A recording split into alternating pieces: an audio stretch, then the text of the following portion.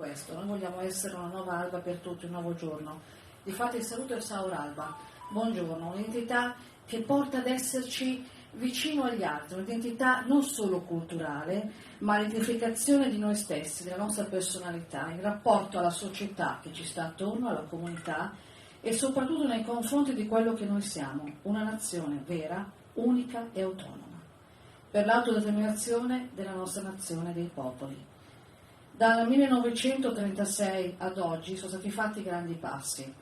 In primo luogo, soprattutto questo riconoscimento della nostra autonomia che ci ha portato a un Parlamento con Al Salmond e poi adesso con Nicola Sturgeon a legiferare in modo proprio e ovviamente ad avere quello che stiamo facendo in questi giorni.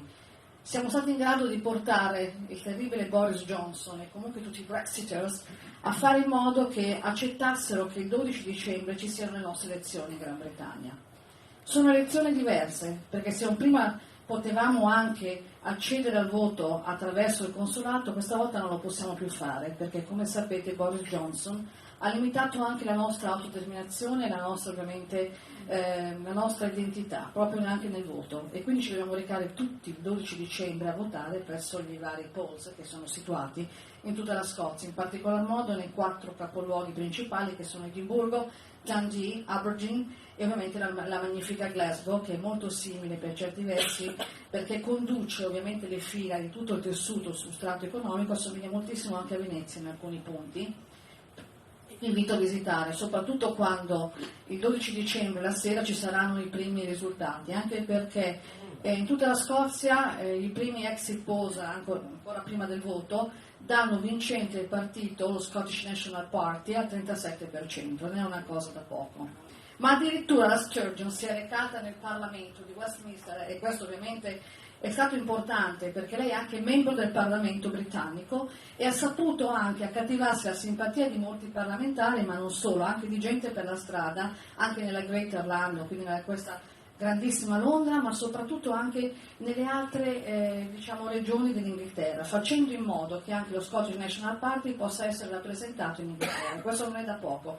Pensate che fino adesso abbiamo avuto solo governi laburisti e abbiamo avuto solo governi dei Tories, quindi conservatori. Il fatto che una donna di 50 anni abbia ottenuto questo è proprio per la sua serietà, la sua capacità e la sua audacia.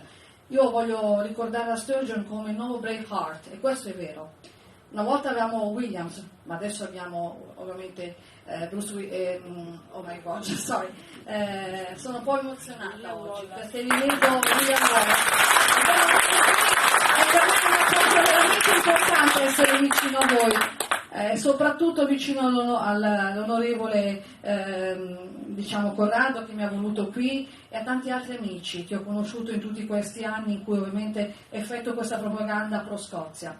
Io vi invito perché abbiamo questa grande alleanza che abbiamo creato il 24 marzo, che ovviamente l'onorevole Bernardelli e Monica Rizzi del Grande Nord hanno chiamato come patto d'acciaio.